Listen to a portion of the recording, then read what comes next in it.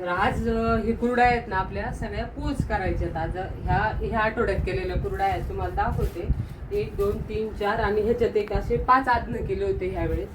तर तुम्ही 5ही आदनातल्या कुरड्या बघू शकता, एकदम सुंदर झालेले आहेत. म्हणजे नाही का एक सुद्धा आदन असं नाही की ते वाया गेलं, असं सगळे एकदम छान झालेले आहेत.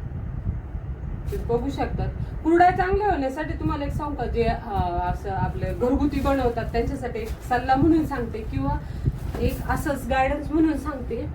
कुरड्या करताना ना नेहमी रामकृष्ण हरी म्हणायचं. ज्यावेळेस आपण चिक हटतोत ना, ज्यावेळेस चिक ओतल्या जातो त्यावेळेस रामकृष्ण हरी म्हणायचं.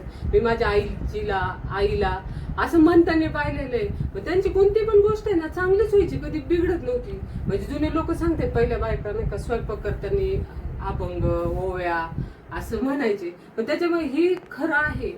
तुम्ही पण नक्की करून बघा. आमचं सुद्धा तेच मंत्र आहे, रामकृष्ण हरी. चिक टाकला की ते हटवताना माझं 1 2 3 मिनिटं ते चालूच असतं. तुम्ही पण नक्की असं म्हणत जा. आणि कुरड्या ज्यावेळेस करतात ना त्यावेळेस एकदम शांततेने करायचं. आरडा ओरड एकदम शांत चित्ताने करायचं. कारण आपण ह्याचा नैवेद्य ना देवाला दाखवतो, त्यामुळे खूप शांततेने करायचं. आम्ही देखील लोक करताना तुम्ही प्रत्येक व्हिडिओत पाहिलेले, जास्त बडबड नाही करत, काय नाही एकदम शांततेने बनवलं जातं. कारण की जरी आपण यांच्याकडून पैसे घेणार असलो तरी पण हे शेवटी ह्याचा नैवेद्य देवाला दाखवणार आहे. त्याच्यात कुठतरी तिळभर तरी आपला वाटा असणार आहे. त्याच्यामुळे नक्की खूप शांततेने करत जा. 100% तुमच्या कुरड्या चांगल्याच होणार झाल्या. धन्यवाद.